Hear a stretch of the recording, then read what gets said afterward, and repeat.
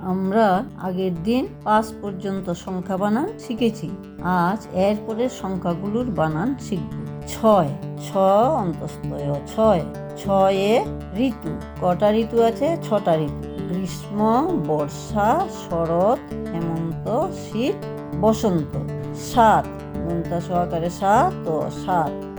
সাতে সমুদ্র। এখানে ৭টা সমুদ্রের কথা বলা হচ্ছে। ৮ সরে ৮ ও ৮।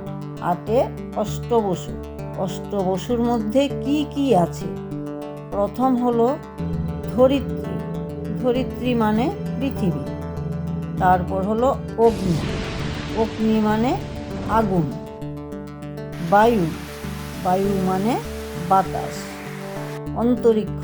অন্তরিক্ষ মানে মহাকাশ। আদিত্য।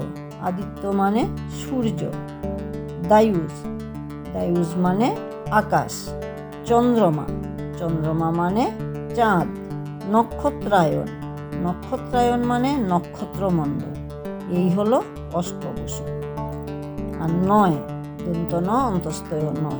৯ নবগ্রহ। নবগ্রহ হলো ৯টা গ্রহ। ১০ দ তালব্য ১০। ১০এ দিক। ১০ দিক হলো পূর্ব, পশ্চিম, উত্তর, দক্ষিণ, ঈশান, বায়ু, অগ্নি, নৈঋত, ঊর্ধ্ব, অধ। এই হলো 10টা দিক। তোমরা এগুলো ভালো করে পড়ে শিখে রাখবে। আরও বড় হলে তোমাদের এগুলো কাজে লাগবে। আজ এই পর্যন্তই। টাটা।